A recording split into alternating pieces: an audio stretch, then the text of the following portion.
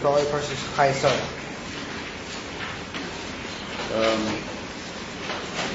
To this week's Parsha, Chayei Sarah, the chapter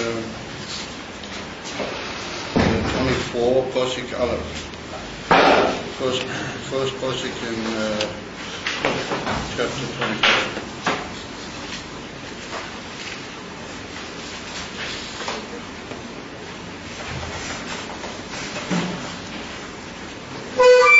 Pasuk says, we have Raham Zokein Bo Bayomin Vashem Beirach is Avraham Bakoil.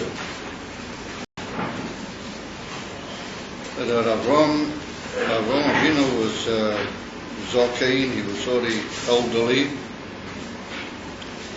and he was Bo Bayomim, he'd come into days. But that also presents an interesting question: what's the difference between the two?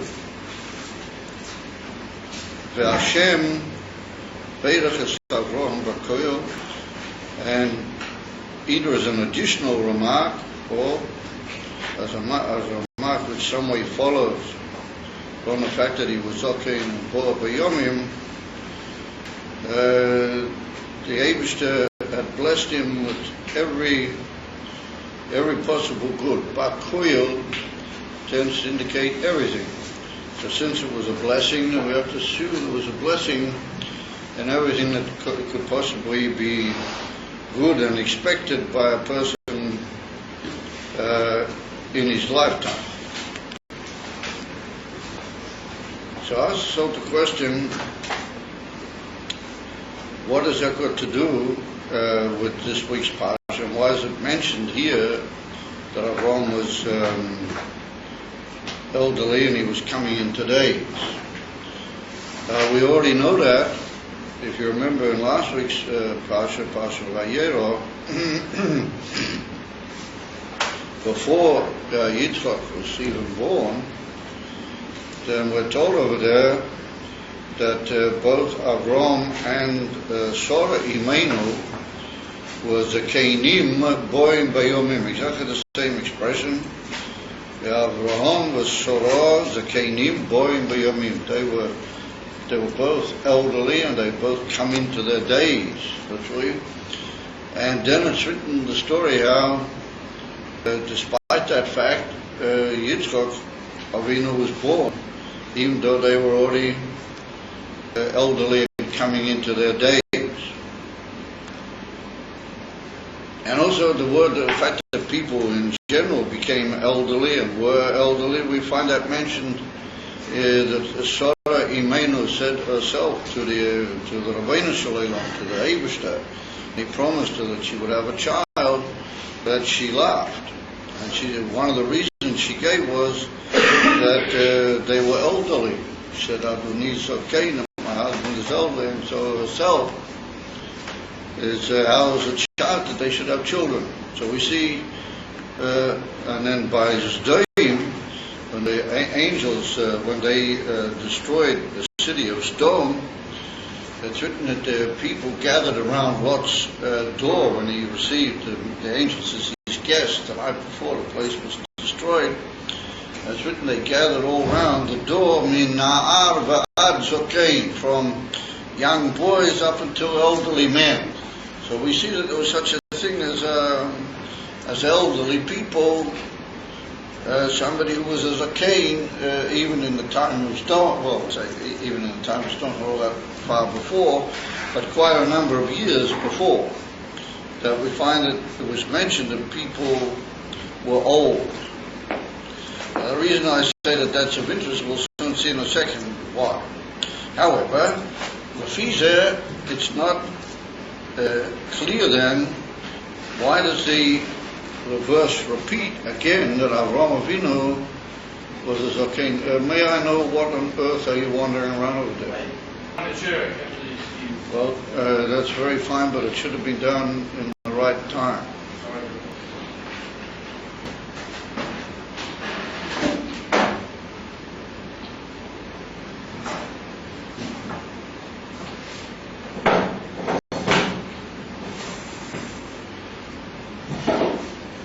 So we see already that, first of all, there are such things as elderly people, and we see particularly that Avram and Sarah were included in that bracket already. They were already old, and they were already in that stage of being old, that they were also bo bayamim, they came into their days. So therefore I ask the question, why does the Pasuk go out of its way to tell us here that Avraham Avinu was old and he was coming into his days? And what's it got to do with the fact that Hashem blessed him with everything? Hashem Beirach es Avraham Bakuil. And then immediately following that, he calls Eliezer, his servant, and he says, look here, I've got my son Yitzchak, we haven't married him yet, and you must go over to where members of our family live. Not here in Eretz Canaan, but you must go to Padan Aram and to these other places, which sends Eliezer on the shlichus to bring from the family of Lavan Hoarami, or even though he was in his own way not a particularly easy or pleasant individual to have to deal with, but he was in effect from the same family as Avraham Avinu. So we see that immediately following this statement that Avraham Avinu is an elderly man in Beirach as Hashem Beirach Bakuyo, immediately after that is the shlichus given to Eliezer that he should go and bring a wife for Yitzchak, and Davke from Mishpachtei of Eretz Meiladetei of Avraham Avinu. So on that basis, we see that Rashi connects the second part of the verse, the Beirach es Avraham Bakuyo, that Rashi connects that with the following issue that we saw, the sending of Eliezer to bring a wife for Yitzchak, and therefore Rashi says that Beirach es Avraham Bakuyo, and Rashi says an interesting thing, that Bakuyo is Oila b'gematria ben, that the word Bakuyo, if you make the numerical value of it, that it makes the word for a ben, doesn't it? Doesn't it? So the purpose of the Yishurim is to pay attention, not just to sit back like you're on a couch or something. Bakuyo lila b'gematria ben, u'miyacha shehoy eloi ben, hoy tzorik l'asio isha. So Rashi, that Bakuyo is the numerical value of a son.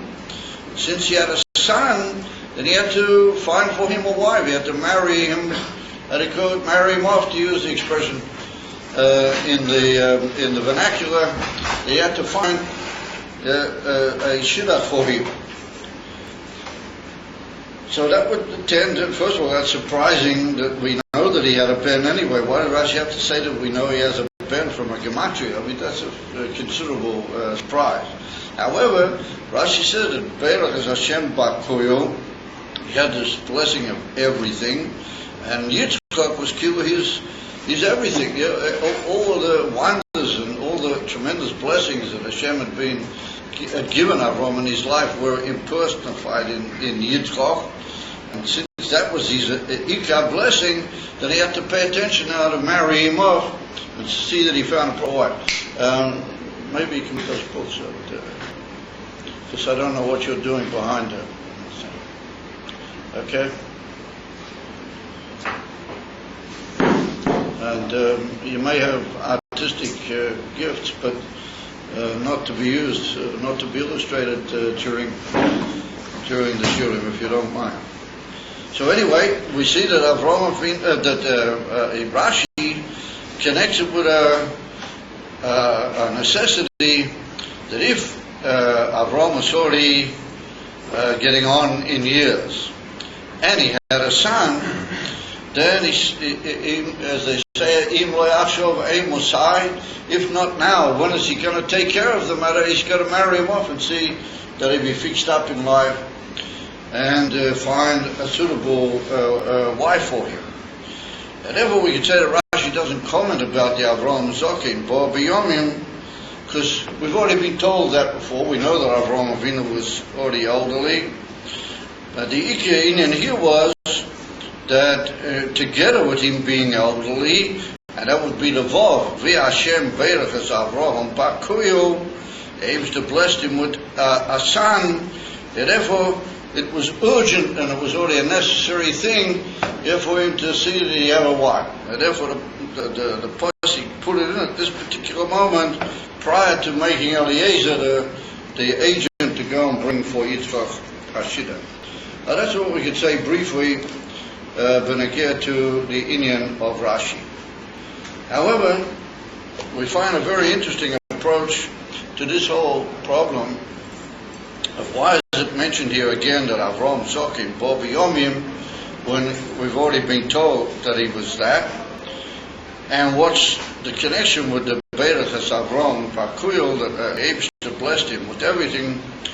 And the Ramban comes along over here, and there's a very long and amazing Ramban by way of the what you might call the Pnimius or the Kabbalah, where the Ramban goes into that whole Indian with tremendous length, which tends to indicate that there's maybe another angle what the Pasuk was hinting at by telling us again that Avraham Zokin Bo Biyomim, even though we already heard it before, Dahainu, to tell us something very special about Avraham being a Zokin, that there's some new Indian that's being told here, and that led eventually to Avraham being, or that was a lead up as to why we would then understand that he was blessed by the Eibishter with everything, Bakul. And Vamela, that would be the reason why he had to find a very special wife for Yitzchak, the Hainu Davke from the Mishpach of Avraham. And that's what we find that the Gemara says in Masechta Bava Metzia.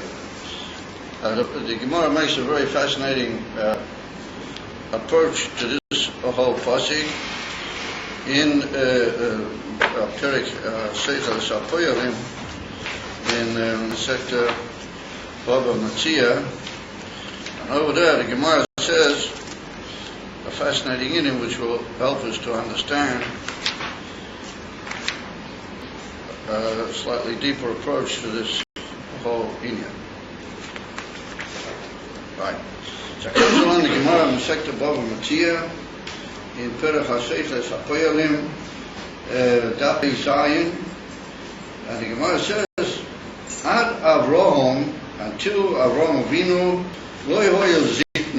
there was no such thing as old age.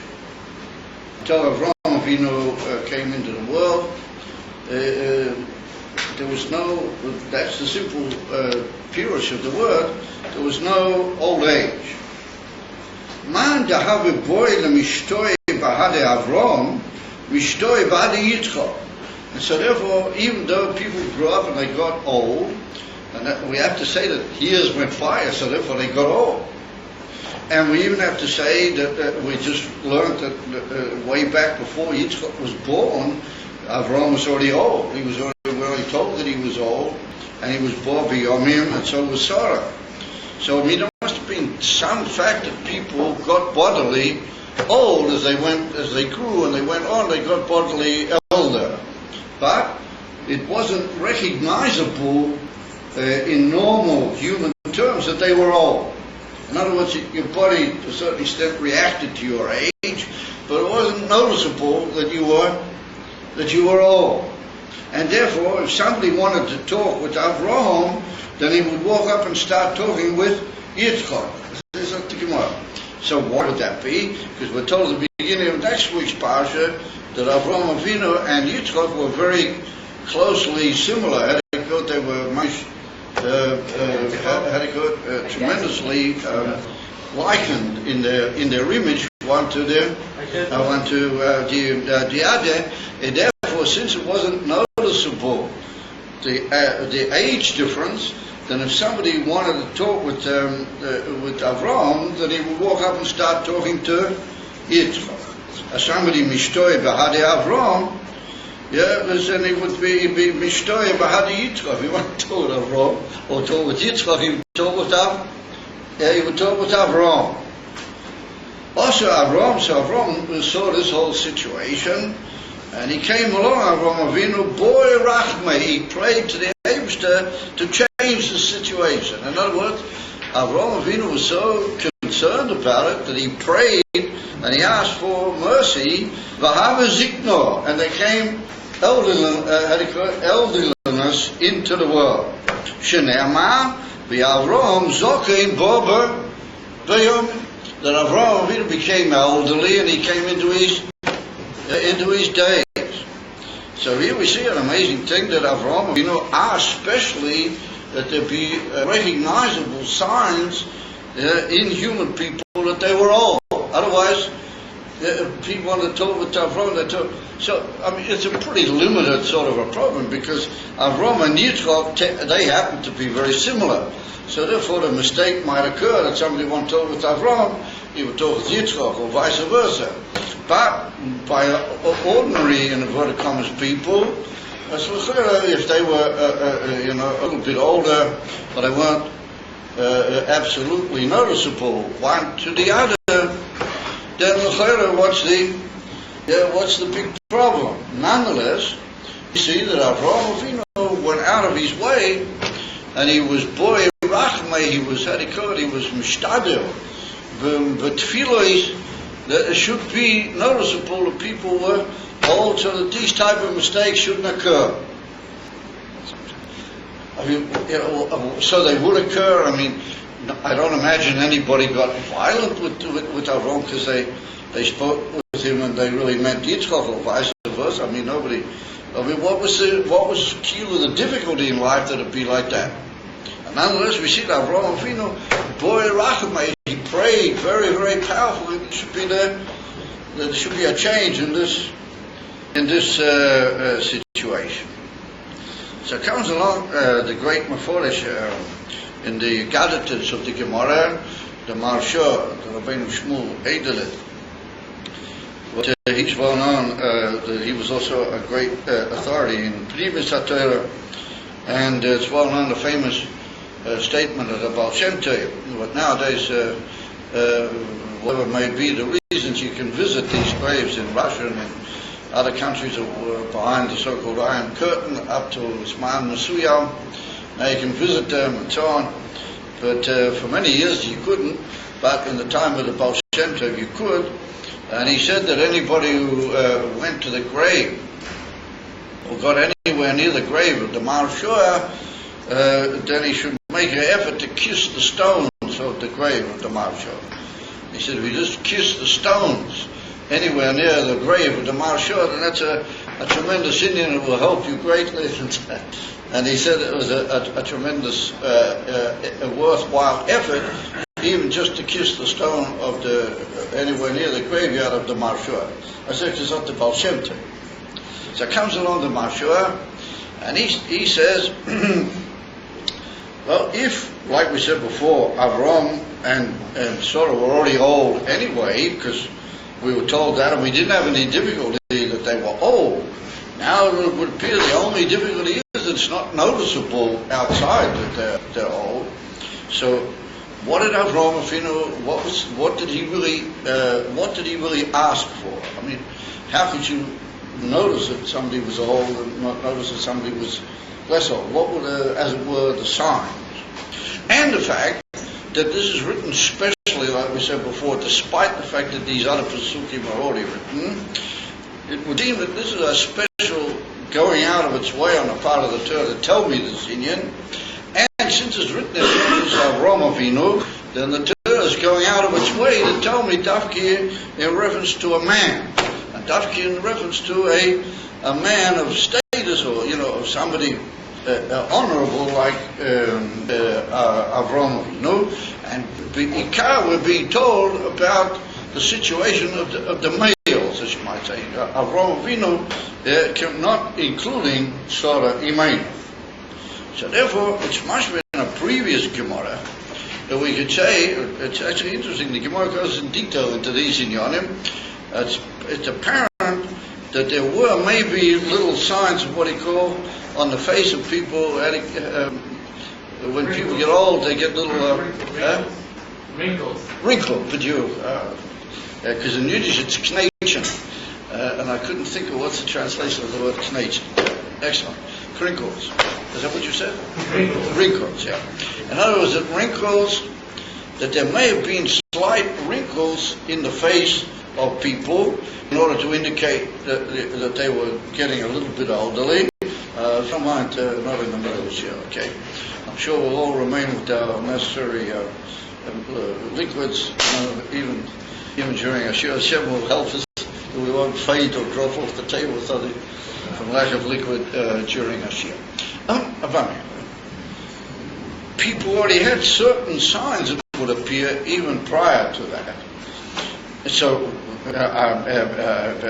sorry, Mainon complained to Hashem, as she said, I'm already elderly, and how am I going to look fresh again? Which would tend to imply that maybe she also had some wrinkles way back then. I mean, this is a long time afterwards, because this is already after Yitzchak is already 37 or 39 years old now. It's quite a few years ago by, so it could be she had some wrinkles, but nonetheless it wasn't sufficient to really differentiate between people. And the farm came along Avraham Avinu, and especially, as you might say, in the case of the males, he asked, says the Marshua, he asked for what you call libun seyar. He asked for that the hairs should turn white, that people, as they were getting on in life, that they should have white hairs. And if you look carefully in the words of the Marshua, it appears that he's talking about the beard, because he mentions, towards the end of his words, he mentions the beard, because he said that since the Gemara tells us that there was a problem that Yitzchak and Avram looked very similar, and people would go to one instead of going to the right one, because Yitzchak already had a beard. It's brought down in certain Ma'arei Chazal that at the time of the Akedah, his beard was already grown. So, if he had a beard and he had a beard, how are we supposed to know the difference? So the Eibishter made that somebody who was Avraham Avinu's age would have white hairs in the beard. It would be white. And somebody who wasn't that age, he would have a beard, but it would be still darkish in color, or whatever may be the natural color of that particular beard. And it would be noticeable the difference in the Indian of what he calls the Mashur Libun Seyar, in the going white of the hairs, particularly the hairs of the beard. See, that's how the Mashur learns it, and he said that's what Avraham Avinu asked for Rachamim.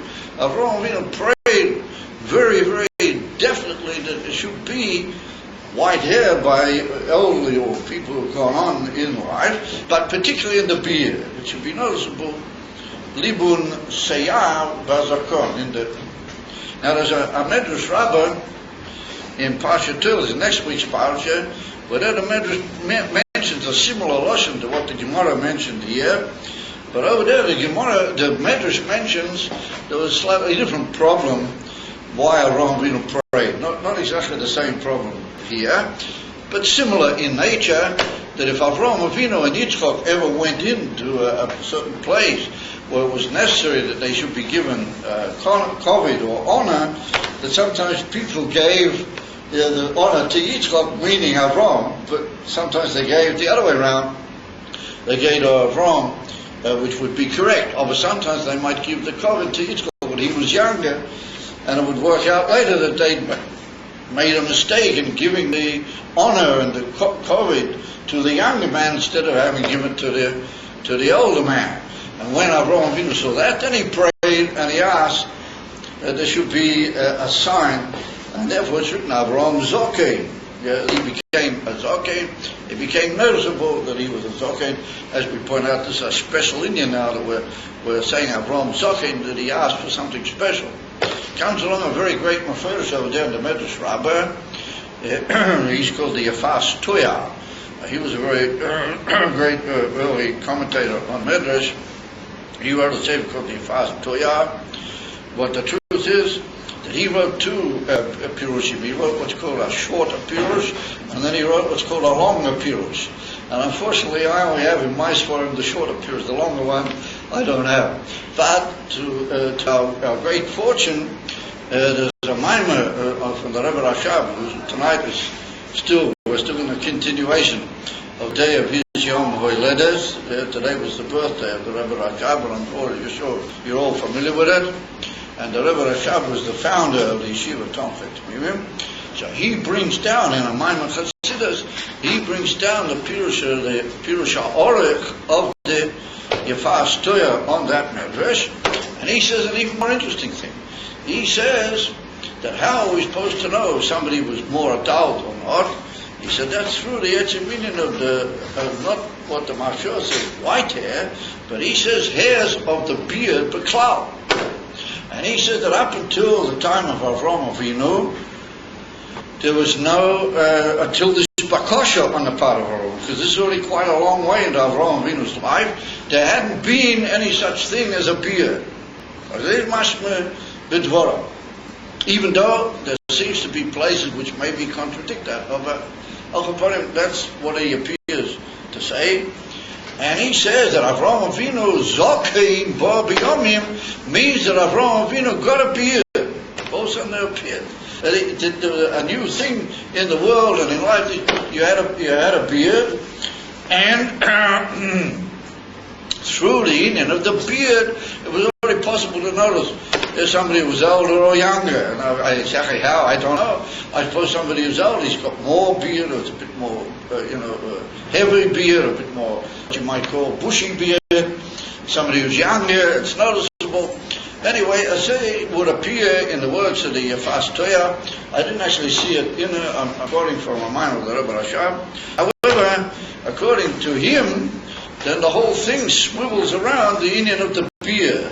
And that was a special bakosha that Avraham Avinu made, that there should be a gilui of the zokon. And that's what the posik meant, going specially out of its way.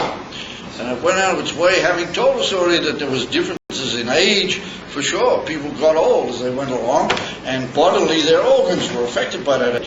This posik, Avraham Zokein, is coming to tell me that Avraham asked specially, min hashamayim, that there be a shinui in people, that you be able to tell in their actual things that appeared on their bodies, apart from the wrinkling of the skin, that they were already older and more senior.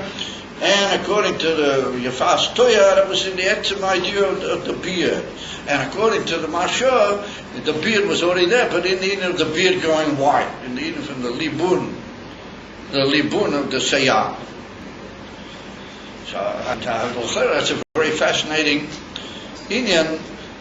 What's so special about the zokon? And also, if already a beard, and even a white beard, was an inyan that Avraham Avinu put himself into, b'miyuchad, to bring it into the creation that hadn't been there before. So the Gemara says, well, they had a problem that man the boy lishtoi bahadi Yitzchak mishtoi bahadi Avraham, or in the case of the Medrash, that they want to give covet, they might give covet to the wrong person. So it doesn't seem, as we mentioned earlier, such an insurmountable problem that Avraham Avinu should pray specially. Nonetheless, we have to say, maybe we could suggest that there's a very pneumistic necessity that a person who reached the shleimus of Avraham Avinu's avodah, and he reached after all of his tremendous avodah we described last week in the avodah, the nisyonos and the trials, and all the inyan, that he reached a most amazing. Are both of the air conditioners working? Only one right now. Why is only one working? The other one doesn't work. No. I can't believe the fan is it causes me to cough. That's the whole trouble. Otherwise, I wouldn't mind it. Maybe I'm far enough away that it won't affect me. I don't know, but I start coughing if I get underneath the fan. This one over here doesn't work. This one also. Oh, yes, it does. It works. It does. Anyway, whatever. I just noticed that it's rather hot. But this one is not working. Right? I mean, we can try it if it. Then you don't feel the air conditioner at all. If you open the window, then you don't feel the air conditioner. We'll turn it on, and if it bothers you, we'll shut it off. Huh? We'll turn it on, and if it bothers you, we'll shut it off. Yeah. So we have to suggest that maybe there was something. English. Maybe we have to suggest that there was something very essential that the world needed, and it was essential. Okay, you've seen a fan before, you know, stare at it with glory, and you took care of your einayim in the fan, you know. Is B'meila? No, really. I mean, we're adult people. We have to act in an adult way, not like small children. B'meila, we have to suggest that Avraham Avinu saw at a point had come in the Hemshech of the creation. It was necessary, according to the Afas Toya, it was necessary that there be a beard. And therefore, the Gemara and the Midrash revealed to us that there was a special tefillah on the part of Avraham, and he was poor that there be nimshach and mishgale into the world, either a beard in general, or in of a beard, a mila in the beard that was white dark. And the fact that the Gemara says, we often find that the Gemara sometimes hints at very pnimistic inyonim and gives what, like you might call an achiza b'derech ha'pashtus, how that really happened. That's just like a lead-in to a deeper inyan. And therefore we see that the Marshua goes into the whole inyan of the whiteness of the hairs and everything, even though the Gemara gives a relatively simple, almost physical reason why that had to be. So we could say that that's like a ilav, a siba on the part of the Gemara to reveal to us that it was really much deeper, much more pnimistic inyan happening here. Avraham Avinu bringing into the world the inyan of beard and being megala, the inyan, the maila of zokah. That's a pele, but we find it in many places, even in the same Gemara. We find a little bit further that Yitzchak Avinu, he requested a certain thing, and so did Yaakov.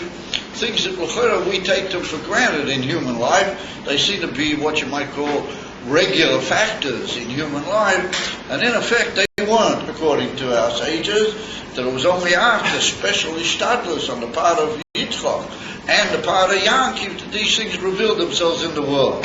So the inyan that began with Avraham Avinu is the inyan of the zokah, the inyan of the beard. So we need to understand what is the tremendous milah that Avraham Avinu should put all of his effort into the inyan of the beard.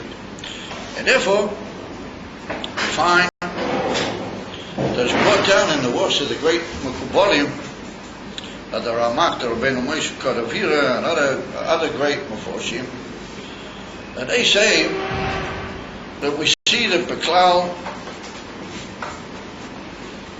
it's brought down in the Zohar Kodesh in many places, a tremendous necessity and tremendous advantage in the inyan of the beard. And it's even described that it should go to certain lengthy places in the body, etc., and it should fill up the whole face, and all sorts of inyonim which are brought down beneged to the beard.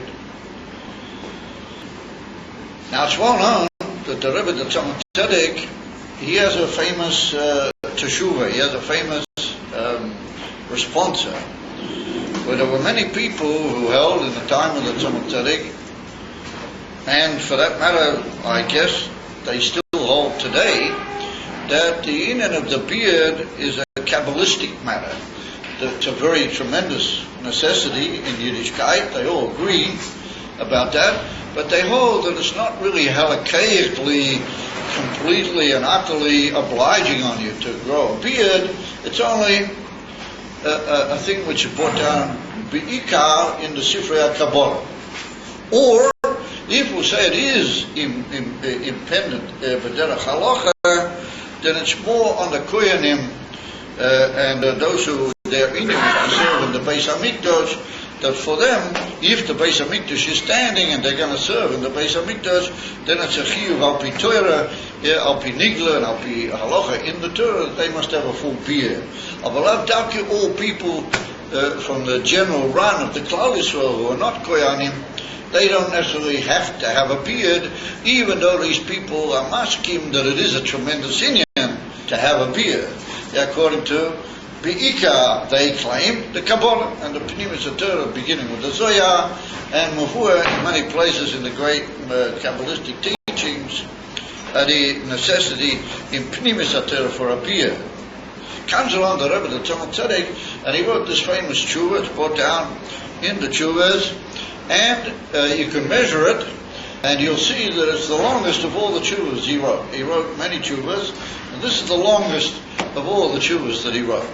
It's a very, very long, tremendously learned and unbelievably developed tshuva, where he points out that it's a chiyuv, an obligation according to halacha and according to the Torah, and it's a isur, mamish a isur min ha-Torah. It's a prohibition from the Torah in any way to interfere with the beard.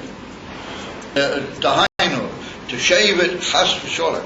That's loy oila ala das. Even to cut it with scissors or to shorten it is also chas v'sholem. And of course to pluck out hairs and make the beard thinner by plucking hairs out, etc. All those inyanim are forbidden min ha-Torah, according to the Rebbe the Tzemach Tzedek. And he develops on the whole inyan a tremendous length, seeing as he did that this was an unbelievable necessity to inform all the people at that time and for the generations to come, the tremendous importance, poshet al pi din and al pi halacha, al pi shulchan aruch, the necessity in pashtus halacha to have a full beard, not just a beard, but to have a full beard and not to interfere with it in any way. So if that's the case, then it comes out that Avraham Avinu, when he asked that there should be a beard, then he was asking for something which was tremendously essential, according to the Yafas Toyah, that he was asking for something which was essentially a necessity in the world of Torah, and being as it was, they always prepared the world and they made preparations for Matan Torah.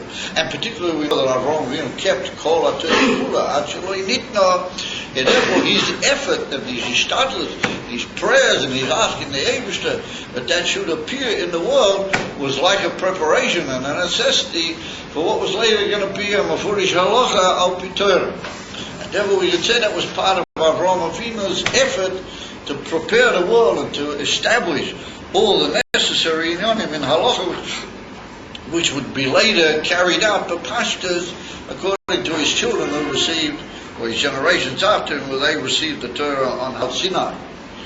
And therefore it's brought down in the works of some of the great Mekubalim. They write for Derech HaPashtus that we see that the longer, and it's really interesting, the longer and the deeper the beard gains with age as a person goes along, then we see that Davke, those who have a beard, are assisted and they have a certain siyata dishmaya in being able to be separated from the shtus and the hevel of this world, and to place their minds in things which are the principal matters of the Ikka Inyanim of life. There was once a person in Yechidus with the Rebbe many years ago, and he didn't have a beard, and the Rebbe mentioned to him that it was proper that he should think about growing his beard. The Rebbe mentioned to him by way of persuasion that he should grow his beard, and so he tried to answer, that he didn't really know, and he wasn't sure, he would consider it. So the Rebbe said to him, listen, I don't hold from these type of pictures. But the Rebbe said, just imagine that somebody would bring in a picture of Moshe Rabbeinu, and it would be a very beautiful picture, and well done, and admirable, and everything, but it would show Moshe Rabbeinu without a beard. Moshe Rabbeinu would be very beautifully painted, but he wouldn't have a beard. What would you say to such a picture? So the guy said, Moshe Rabbeinu without a beard? He said, that would be a false picture. It would be ridiculous. He said, nobody would buy it. We'd have to be crazy. So the Rebbe said, why? Because Moshe Rabbeinu without a beard can't be imagined, this guy said. So the Rebbe said, why? Because Moshe Rabbeinu was an Erech Yid. And they say he was a frum Jew, Moshe Rabbeinu. You can't imagine a frum Jew without it doesn't make sense, a frum Jew without a beard. So the guy was thunderstruck that he doesn't wear. He'd written his own sentence. They say that when he got out, he started growing a beard. Because the Rebbe said to him that a representative of Yiddishkeit that can't be imagined without a beard. So it comes along the Ramach, the Rabbeinu Moshe Kodavira, and he writes, because the presence of a beard in a person's life, and the fact that he has a full beard, and particularly as we'll soon see shortly, according to the Mashua, that it gets whiter and more developed, we see that he moves into a different realm. And if people are looking for some sort of guidance, they shot the Ramah, and they're looking for somebody who will give a good age in life, and maybe will direct to somebody and other people on the right path, and there are two possibilities, one guy with a beard and one guy without a beard, then people will definitely go to the person who has the beard. And the reason being that he's going to be blessed with a certain attribute, which we're soon going to see, and that's the quality of mercy. These are the Ramak, that the beard is a sign and a dwelling in the life of that person of what we call mercy. Now, mercy just doesn't mean in a pashtistic even that I have Rahmanis, and I'm very sorry for anybody who you need to feel sorry for him, or I have merciful feelings, etc., etc. But emerson mercy is that I look at what a person needs, and I examine carefully his situation, and I see what is lacking with him. And therefore I want to correct that, so that will be a way that once that's corrected, he'll be able to get what he really needs from heaven. But because he has maybe these slightly negative aspects to him, he himself is causing problems that they can't give him from heaven, everything that's due to him. But if I'll help him get rid of that, I'll be megala or mamshich into his life a big divine light, a big oil, then that will cause him to correct those things by way of following. He himself will correct those things, and then he'll be able to gain the genuine, unlimited ashpur that was meant to be given to him in Hashemayim. And that's the idea of Emes Rachmi. So the Ramak says that Dafki, somebody has a beard and has a full beard, and he's even got the union of Libun Sayah, he's even got what you might call white traces in the beard. He's able, but we see that the way in life is, he's able to find that type of advice for you. In other words, he finds advice which not only guides you in a good way, but it helps you correct your own difficulties and then come back to the emerson point where you're really due to what is really due originally in divine plan, emerson, limited derivation from heaven for yourself. And as is well known in the Pasuk, that you make your own difficulties in life, your own evil causes you, your own pain in life, etc., etc. Excuse me, if you don't mind, one of the generalities of a man is that he can hold his head without his arms. The animals have to have their arms to hold their heads. A mensch is able to hold his cup, says the Ramak, that the inyan of the beard in Pashtus is indicatory of Midas Harachamim. It's indicatory of the inyan of mercy in a very high madrega, not just mercy that you have Rahmanas for people. The Alter Rebbe says at the beginning of Tanya that that's a natural midah in the blood of a Jew. He has mercy on suffering individuals and so on. The Alter Rebbe says even the nefesh abamis of a Jew has that type of Rahmanas. But emes rachamim is the ability to go beyond a given situation, to find what might be the faults, and help the person to correct those faults within himself, and to get back to a emes vessel, an emes kli, to which you'll get and you'll gain the emes shefa, which is due to him in Shamayim, and that's the inyan of the beard being a indication of a person having, says the Ramak, separated himself from life.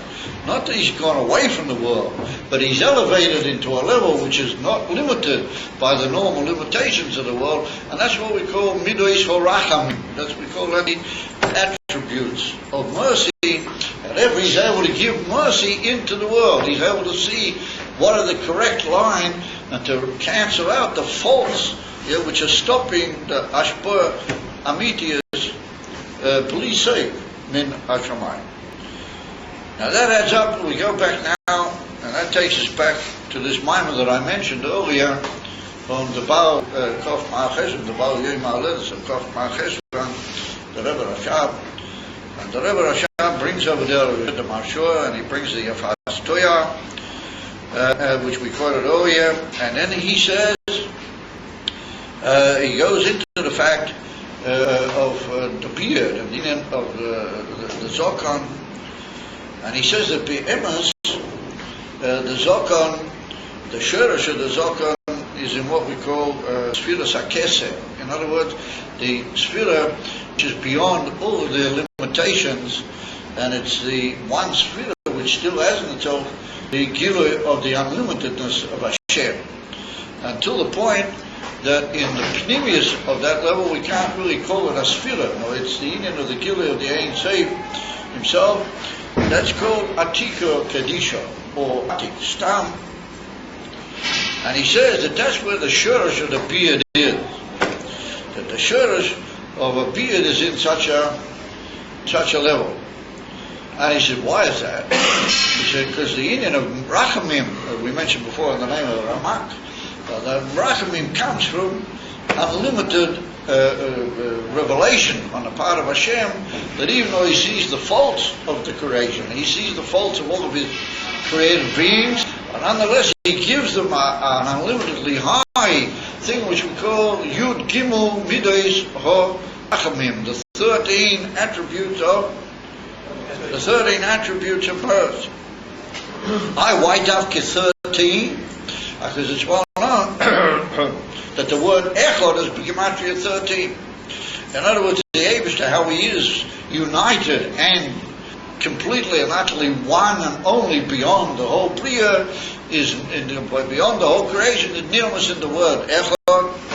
And also, according to the Kabbalah, 13 is a combination of 10 and 3. Well, 10 indicates the Esser Spheres, and 3 indicates 3 levels which are shied to the Inel Kesser, which we just mentioned, 3 which are called the heads of the heads, according to Kabbalah. In other words, that Primis HaChochma or Chitonius HaKesser, they're already the head, but there are 2 other heads as well, even higher, and they go deeper and higher into the Ein Sof. And says, 10 and 3 is 13. And remember, it's Dafki from those levels that the beard comes. And that's why it comes in the form of what we call hairs.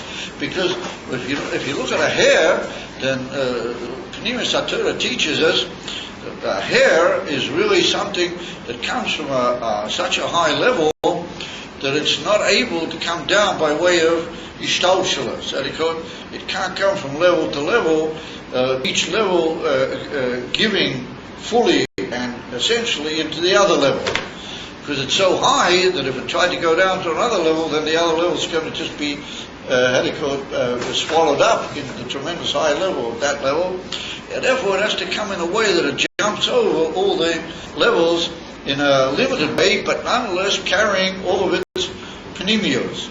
And therefore the Kabbalah teaches us that each hair is like a bamboo reed.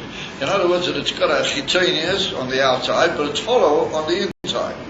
All of our hairs are like little bamboo reeds. They are hollow on the inside, and what happens is that the outside is like a form of a symptom.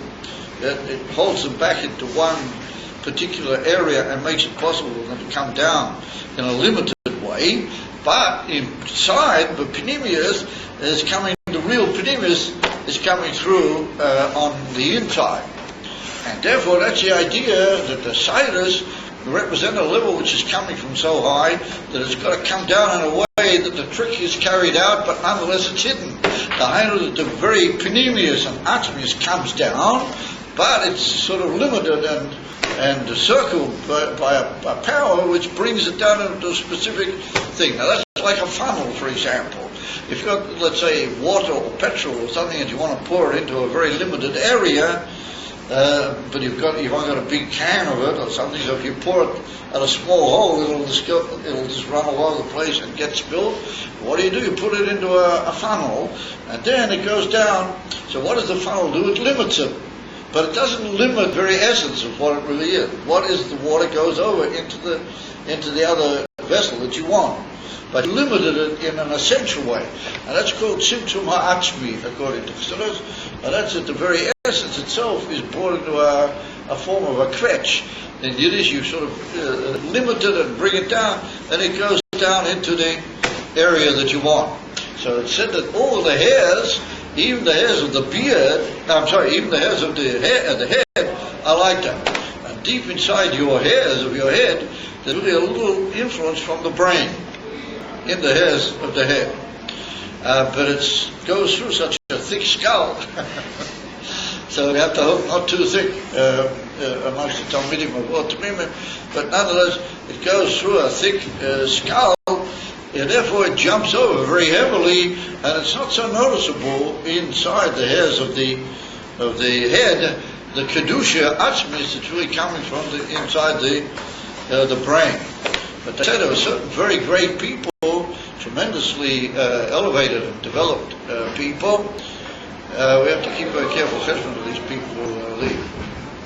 As very elevated people that in their hairs there was a lot of kedusha. And therefore, a Nazir, for example, he's not allowed to cut his hair. Now, I don't recommend. I don't want that to be assumed that anybody around here should try to become a Nazir. I mean, we once had a guy here many years ago that he claimed he was a Nazir. Unfortunately, he left, and we don't really know in the end what occurred with him. But there's a whole opinion about Nazirus nowadays that you shouldn't or you can't really take it on anymore until Mashiach will come. But anyway, that's a big discussion. But suffice it to say that nowadays we do not keep Nazirus. It's not proper or able or possible in Pneumius to keep the right madrega of what a Nazir is really supposed to be. And therefore anybody who does it is really just mistaken. And therefore he should be sent to take a haircut as soon as possible. But that he should be done anyway. That should be done below him. But whatever, it follows that the kol ui that is in that madrega of a Nazir. But the word Nazir, according to the Ibn Ezra over there in the Indian of Nazir, the word Nazir is lehi nazir. What lehi nazir in Hebrew means to keep away from things. In other words, that a Nazir is a person that he separated himself off from all the pleasures of this world, which are hidden in the concept of wine or other such things, and his whole inner is devotion purely to Kedusha and to Pneumius. Yeah, therefore, what happens is that his brain gives off much greater signals because he's gone up onto a high level of sanctity. Yeah, therefore, it goes over into his hair, and his hair is whole. He's not allowed to cut that hair because there's a certain very pneumistic shefa from the pneumis of the brain into his hair. Now, it's very interesting. You ever heard of the Rogatchover Goren? I'm just mentioning this by the way. You ever heard of the Rogatchover Goren? So he was an unbelievable Goren. And the Rogatchover is well known for many years, I don't know for how long, he never took a haircut. And don't learn anything from that, please, chas v'sholem. But anyway, the answer is, the truth is that the Rogachover never had a haircut. If you see pictures of him, he's got a huge bunch of his hair behind him, like sort of pulled back behind him. And he never cut his hair, at least people don't know if he did. And so therefore there's a horror from the Rebbe. The Rebbe knew the Rogachover. The Rebbe actually had, the Rebbe Melech Mashiach actually had smicha from the Rogachover. And the Rebbe's got a footnote in a place where the Rebbe said that people should try to check out, with those who knew the Rogachover even more intimately than he, at what was the actual way that the Rogachover conducted himself in his normal life, because it could be that he was a Nazi. I say the Rebbe brings that maybe there was an Indian that the Rogachover was in effect Nazi, and that's why he never took a haircut. And therefore, the Rebbe said it would be interesting to know, how did he make Abdullah? How did he make Abdullah? Now, not Kiddush, because Kiddush you can make on Chalas. Yeah, Kiddush you can make on Chalas. Of Abdullah you can't make on Chalas. And also it's brought down that it's a Hida to make Abdullah only on wine, more than even by Kiddush. Therefore, the Rebbe said it would be interesting to know, how did he make Abdullah the Rogachover? If he didn't make it on wine, then he would maybe have to do it on maybe tea or coffee or some other important drink. I want to say important, honourable drink. And the Rebbe said he's never found that out. And the Rebbe said he would appreciate if anybody ever knew, if they'd ever been in the house of the Rogachover on Moitzoi Shabbos, as to whether he made Havdalah on wine. That's Kedikap. There's a whole little piece where the Rebbe writes, Alpha upon him, some people claim, and I can't vouch for this, because other people claim that maybe it was not a true Kabbalah, V'yodeinu, but some people claim that if you cut the hair of the Rogachover, if you tried to cut his hair, he shouted from pain.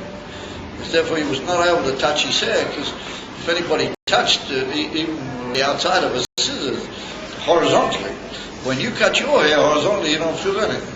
If you pluck it out, which you shouldn't do, then you do feel a certain pain. But they say that if you try to cut horizontally, don't worry, you don't have to try them out right at the moment. If you try to cut horizontally the hair of the Rogachover, that he expressed pain. That's what I've heard, but I can't vouch for that. But the fact that he did have the hair like that, and there is a svara to say that he was a Nazir, well, that's put down by the Rebbe. And therefore, Nazir is one indication of how the great Kedusha that can be hidden inside the pnimis of the hairs actually appears in a halacha, that's a inyan of a Nazir. Also upon him, with the beard, it's like that by all Yidden. The Rebbe Rasham brings over there in the Rambam that by all Yidden, the beard comes to such a high madrega, and it's sure is in the Yidden Gimel Midah Horachamim, we say, in the inyan of the midah of the pnimis hakesef, the reshit in that madrega. Therefore, it can only literally come down by way of like these interesting reductions in tzimtzumim, which you call tzairas, and they come down, and the beard, the hairs of the beard have a great kedusha inside them, according to the Zohar. And therefore, if you cut them off, the cholili, you're cutting away that kedusha, and b'meila, you're denying to your own self the possibility of all that kedusha that they could bring into your life, and b'meila, all the blessings and atzlacha that they could bring into your life. And therefore, you must never interfere with the sayres of the zokein for that reason. I say, bring the Rebbe of the hints to that whole inyan in the famous Maimah over there, and he goes on to say that Avraham Zokein, Bo B'Yom, that Avraham Avinu asked, therefore, the inyan of Zokein, according to the Mashur, and particularly the Yafas Toya, that Avraham Avinu asked for the inyan of Zokein, and he says over there, the Rebbe Rashab, a very amazing thing, that really we have to say that there was a high inyan of Zokein, mitzad pnimis hakeser, even before Avraham Avinu. But it was so high that it couldn't appear in the in the actual world physically. And Avraham Avinu asked for it. In other words, that he made the Zokin even on a lower level. He made it from a lower level already in the spheres, that it came out in a way that it appeared on the face and grew in the form of Sairis, and that was from what we call Zoh, from the level of the Midas or Yainais, and that went through Chochmah. It went through the sphere of Chochmah, which is bittul and absolute self-effacement and self-bittul to the Kavanah Eliyena. That's what Chochmah is, and Chochmah is called Abba. According to the Kabbalah, Chochmah is called Father, the Father. And the koyach of and a father is a rachaman. As we say, Av HaRachaman, merciful father. That the inyan from Abba is also a chokhmah, because of its tremendous bittul to Hashem. It's a medium for the Gilui of Rachamim. And therefore, wherever there's Abba, there's Rachamim. And that goes through, and Avraham Avinu caused that there was a new beard took place that was so close to revelation that it can actually come out in physical world on the face, according to the Afas Toya, or according to the Marshoah, that he caused a very high level in the beard. It was already there, albeit, but it was white. That the beard was able to go white, and white is indicatory of this tremendously high level, like the Kohen Gadol when he goes in on Yom Kippur, doesn't he? He goes in on Yom Kippur to the Kodesh HaKadoshim, that he wears a white beged. He wears simple white beged, but that's indicatory of a simplicity of such high level that it has no constituents to it. And there was brought in Siddur, a very interesting thing. White is the one color that's not made up of other colors. White is like an essential color. It's a pshitas all on its own, whereas other colors are made up from combinations. And that inyan of the white that the Kohen Gadol took into the Kodesh HaKadoshim, well, that's the same white that Avraham Avinu, according to the Marshoah, brought into the beard through his prayer. In other words, he brought a koyach of rachamim pshutim, had a good, very simple rachamim into the world beyond all medidas v'hagbolas, beyond all limitations, and it's well known. Certain stories from the Frierdiker Rebbe, what he lived in a lot of his life prior to leaving Russia, in communist Russia, where it was already a sakona. It was a big risk to wear a beard in the streets, particularly that they took that as a sign of a religious man or a religious Jew, and it could get you into very serious trouble. And yet, nonetheless, a lot of the Chassidim with great Mesiras Nefesh wore their beards despite the fact of this terrible sakona. And the Frierdiker Rebbe urged people to wear their beards despite the fact that he knew the great peril that was surrounded at the time. And I even heard a story from a chassid in Australia, but Ad Kedi Kach, they brought down that there came a yid that for reasons well known to people at that time, he'd taken his beard off, and he came to the Frierdiker Rebbe with a child who was not well, who had some strange disease that they couldn't figure what was wrong with it, and he asked the Frierdiker Rebbe to bless him that his child should be well. And the Rebbe said that if you've cut off the the pipeline through which the child can get better. So he didn't understand. So the Rebbe said, have you ever noticed you pick up a small child, a little kid, and the first thing it does is buries its hand in your beard. If you watch carefully, you'll see when you pick up little children and hold them close to you, the first thing they'll do, they'll go with their fingers into your beard. Have you ever noticed it? It's a very common thing. Sometimes if I pick up my Einik lab, I'll probably get their hands out of my beard. They dig their hands into your beard. So the Frierdiker Rebbe said that's because a child needs rachamim, and the beard is rachamim. He said, but you took away that from the child. He can't dig his hands into the rachamim. I said, I heard it from a person in Australia. I mean, that's mind-boggling. It's not only mind-boggling, it's boggling. To hear such a thing. Well, that's what the Frierdiker Rebbe said to one of the people in Russia, knowing that it was a dangerous thing, or not simple, to encourage people to go and wear their beards despite the terrible situation of that time. Anyways, what it comes to is that the Rabbi Rashab points out over there that Avraham Avinu not only had a beard according to the Marsha, but he brought about a whole new revelation in the beard through his Mesiras Nefesh and through his going into the world. And as we said, the Gemara mentions a small thing which may be touched off Avraham Avinu's prayer of a deep in the Pnimis HaKavona that anyway had to be.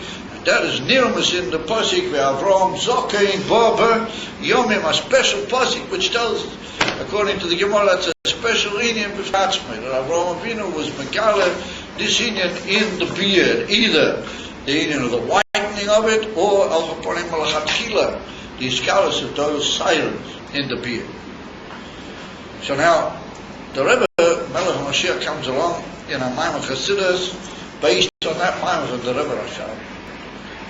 And the Rebbe says that if you look carefully in that Maimon of the Rebbe Rashab, then you'll see that the Rebbe Rashab says that since the beard, the source of the beard, is in higher than Stam understanding, but it's in beyond understanding, it's in the union of Rachamim, like we pointed out before, the whole Maila of Rachamim in the Yud Gimel, is Rachamim, the Shurish is in Pnimiyat HaKeser. Well, that means that somebody who grows his beard properly, doesn't interfere with it, allows his beard to be how it should be, al pi halacha, then he has the benefit of a divine influence in his life called, as we described before, Rachamim.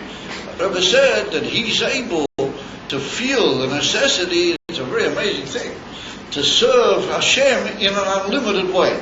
He's able to feel more the necessity not to reckon with any things which might interfere with the revelation of divinity in this world.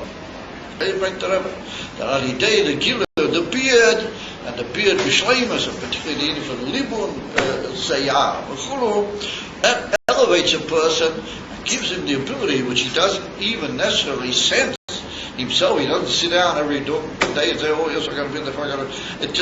It goes into his whole mentality that he realizes he's got to be beyond the normal limitations. So that takes us to the fact that tonight being Kof Mar Chesva, the birthday of the Rebbe Rashab Nishmosei, the founder of the Yeshivas Tomchei Tmimim, that it's well known the tremendous emphasis that there was in Tomchei Tmimim on not interfering with the beard, but on the contrary, growing a beard. Not interfering with it is only the negative, but that there should be a beard, it should be a full beard, confidently in the world, was one of the very big principles and the big bases of the whole teaching of Tomchei Tmimim. And B'Klal in Lubavitch, there was tremendous emphasis on the beard to the point that the Rebbe Tzemach Tzedek wrote that famous response that we mentioned before. So ask yourself the question, what was the purpose of such a big emphasis on the non-interference, or even greater than that, the full allowance of the growing of the beard, Dafki in the Yeshiva Tomchei Tmimim, Dafki in the teachers of Lubavitch and the teaching? So we can say that it's dependent one in the other. The Rebbe Rashab founded Tomchei Tmimim, as he said on many occasions, that the Bochanim should be Neiros Lahoya, that they should be sources of light to light up the world around them. And in order to give off light and light up and illuminate the world around you, you've got to have a lot of light in yourself. You've got to be burning with a certain fire that will be able to give off light, which means that you've got to have all the powers of Pnimiyas that can be gained and gathered up in the Nefesh in such a way that they'll be able to shine out into the world around, and you won't be limited in just your own little inyanim, but you'll be able to devote yourself to the welfare of other Yidden and to the ultimate kavanah of what Yidden are here for in the world. Not just to be concerned with the benefit of Yidden in any given prat, but what is the ultimate purpose of Yidden being in the world? What is the ultimate inyan of Dira Lo Yisbarach B'Tatoini? And therefore we see that the Indian of the insistence on the beard is linked with this whole idea of an avodah which is l'mayla from limitation, beyond medida beyond the medida v'agbola. And therefore we see that Davki, those people, they learned in Tolchet Tmilim, they all went out later into Russia and into other parts of the far parts of Russia and so on, and they took up places under the leadership of the Rebbe Rashab and later Mamali Makoimai, the Rebbe Rayatz, under the most tremendous difficulties, only for the sake of the benefit of communities, not for their own sake whatsoever. As well known, I heard from a chassid a story that there was a Talmud in Talmud community who was very brilliant, and he'd learned to get a smicha, and the Rebbe Rashab told him that he must learn dayonas, they should become an even higher form of smicha. And once he gained that, all of a sudden the Rebbe Rashab called him in, and the Rebbe said, listen, I hear that over in this town, the Rav has either left or he passed away, and there's an opening over there for somebody to take over the community. This was already, in the latter years just before the Bolshevik Revolution, when things were really getting very tough and so on and so forth.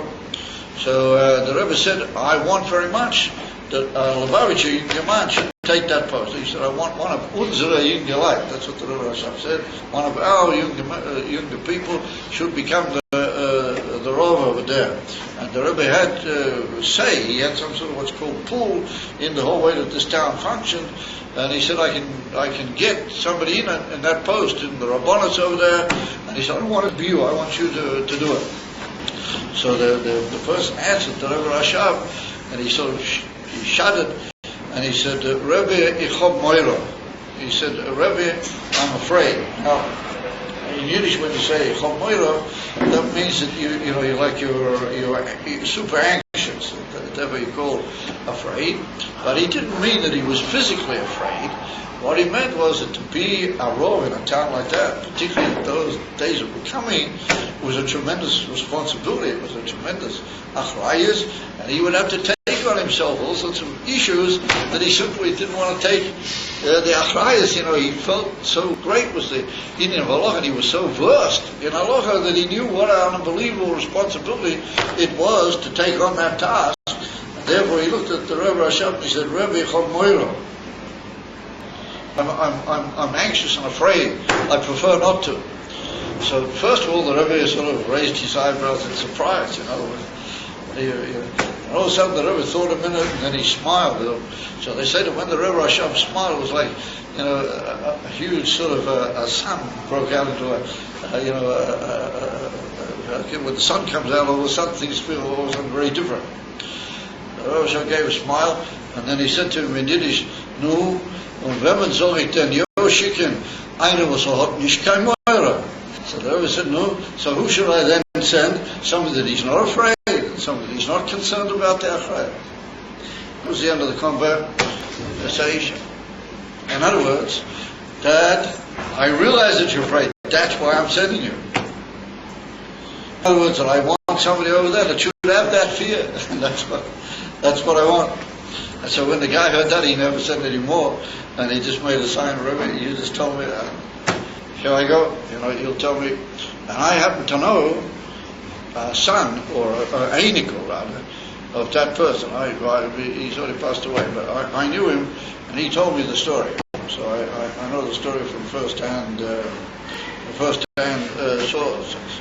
So we see from that the power of the Yud Gimel Midas Orachamim came out into the lives of people in such a way that their avodah was beyond limitation. It was l'mayla mimedida v'hagbola. And ever we could suggest that the Indian of the beard is like a appearance, like Avraham Avinu prayed that there should be an appearance of this Indian noticeably physically in the body and the physical makeup of a person. The Hainu, the Indian of the silas of the beard, because doubtless that Indian was there in Ruchnias.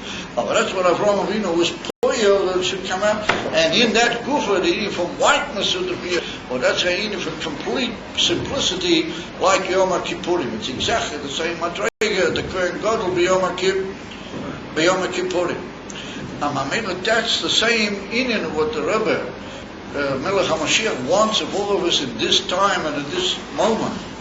That he wants that we should be noticeable messengers of the inner message for the whole creation. And therefore, first and foremost, you've got to have a beard, and you've got to have a full beard. And you mustn't interfere with your beard, God forbid. And you've got to go out and be a noticeable carrier of that unbelievable sign of all the things we said before, particularly in the name of the Ramak and all the other great authorities that we mentioned earlier. And then you've got to take with you the beyond limitation that brings. And it gives you the confidence and the ability and the fact that you learn Pnimis HaTorah, but that's connected with the inyan of the same level from when the beard comes to Hainu. The Etzem Pnimius of the Shoresh of the Torah is also in those levels. And that's the neshama of the Torah, not just the limbs of the Torah, but the Etzem neshama of the Torah. Well, that gives you the ability to go into the world and alter the world and change people and alter their feelings and their opinion. But that's the inyan of the Shluchim. And the Rebbe said that the message for now is the message of Mashiach. And if you don't understand that and you don't realize that that's the Rebbe's message, then you're just playing with the Rebbe. You're sort of playing hide and seek with him. Because that's in effect what he said tens and hundreds of times. Clearly that that's what he means. And he said hundreds of times that you must tell people about it. And you must openly talk about Mashiach. And not be afraid. And tell it and announce it to people who may not even look. Ad Kedikach, that the Rebbe said eventually in a famous Sikha in Tavshin Nun, that he said that even when you meet a person who doesn't know anything yet about Yiddishkeit, the first thing you should talk to him about is Mashiach. And that will be the pipeline through which you'll be able to tell him about other things. Now that was never said in years before. It's a sign that that's the moment now. The moment is reached where everything goes through the pipeline of Moshiach. And Yesh Leima, that comes from the fact that Tomchei Tmimim takes you beyond limitation. Tomchei Tmimim elevates you and takes you, and the sign of that in the goof of a person is a full beard. And Darke confidently, and with Simcha, B'tul Levov, he goes with a full beard. But that's the sign. And it's well known that in a lot of other yeshivas, except for the Polish Chassidim, they didn't always hold by that principle, to our great pain. And even to this day, except for most of the Polish Chassidim do. It also goes back to the Baal Shem Tov. But al Chaponim, we see that the big difference between Lubavitch and Kol and all the other inyanim nowadays is if you pick up the Frum newspapers here in Eretz Yisrael, the so-called Haredi press, then you'll see that all they deal with is the latest wrestling in the politics about the taksir, about the budget. No, I'm not joking. You see that they're paid, the newspapers are full of how much money is going to this thing and how much, even the Shemitah, they talk about the Shemitah, how many tons of things were sent and how many tens of people are going to take from so many tons. And I mean, it's important that they're importing vegetables and so on for the Shemitah. Oh, but there's other things in the world apart from that. No, that's a huge big headline, and all the rest of the papers about other small matters. It's only Lubavitch that talks about what is the ultimate upshot. Where are we really heading? And what is the ultimate purpose of all this? And more important than all of that is to bring more Moshiach and not allow the money should talk you into doing things which might in some way place a shade over the Ika Kavanah, which is Havos Melech HaMashiach taken from the earth. And therefore, it's painful to notice that people become locked up. And that's the famous word. We'll complete the Shia with a famous quip also from the Rebbe Rashab. And this is a Fabrengen from Kof Ma'acheshva.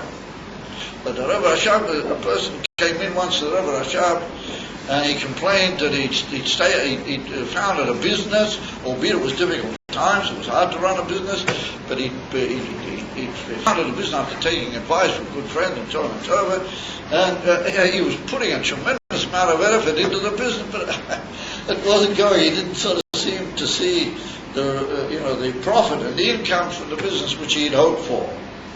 And he's putting a lot of effort into it, but it's not it's not producing the desired results. So the Rebbe said, but you didn't tell me what is the business, what do you sell, what's schorah, what merchandise do you deal in? So he said, oh Rebbe, I deal in galoshen. Do you know what galoshen are? Galoshen are what are the things you put over your shoes if it's wet or muddy? Who? Boots? No, not boots. Galoshen are rubber things that go up on the boots. Galoshen, you put over your shoes a sort of rubber thing to protect you. It's called galoshes. No? What do they call it in English? I forgot. Galoshes, yeah. So anyway, they're called galoshes. In Yiddish they're called galoshes. It's the same basic word. So he said, Rebbe, I'm dealing in galoshen. So the Rebbe said, he said, Mela, he said, a feast in galoshen habe ich gehört. He said, aber a Kopf in galoshen, he said, das habe ich nicht gehört. The Rebbe said, Mela, I've heard of feet going inside galoshen, that I've heard. But a head inside galoshen, he said, that I never heard. In other words, that the Rebbe was saying that his head was too much into the galoshen. And he already put his head inside the galoshen. Yeah, that wasn't good. The way to run a business is you got to run it, but you got to be, your head's got to be somewhere else, and then you run the business with the chitzonius of your hand. I mean, the difficulty is with a lot of these wonderful Yidden in Eretz Yisrael, and I don't mean anything bad, but their head is in galoshen. Their head is inside all the money, and in the latest taksiv, and in all the but Talchet Mimim elevates you to a point where you won't put your head in any galoshen chas v'shalom. No, you look to what is the ultimate inyan, what is the ultimate message, and you don't have to look far, because the Rebbe Melech HaMashiach B'atzmei has told us and repeated hundreds and thousands of times what is his ultimate message, what is the Pnimis B'atzmei, how to keep your head out of the galoshen, how to go forward, and where to draw on with the unbelievable shefa, the Yud Gimel Midas HaRachmim, and even Lamaylam is there. Mamish Matzim saying, "Say, Validay, what you wear a beard, and you wear tzitzis, you have tefillin, the way that the Lubavitch wants you to have tefillin, v'chului, and then because there you become a shining example to all those around you, and you become a living dogma to people, and you say confidently what is the main principal issue, and not afraid, and you say we want Moshiach now. And even more than that, you say, Yechi Melech HaMashiach. And Be'ez Hashem, take you from Yad. It will be Zeicher. Alidei, the Avodah L'mayla, from all limitations, and all Medidas V'Agbolas, to see, take you from Yad, the scholars, ultimate scholars saviors of Melech HaMashiach, and then we'll also see the founder of Tom Chitmin, the Rebbe Shab, and all the other Rebbeim, together with Melech HaMashiach. Take it from Yad now. Amen. Kain Yehi. Okay. Thanks, guys.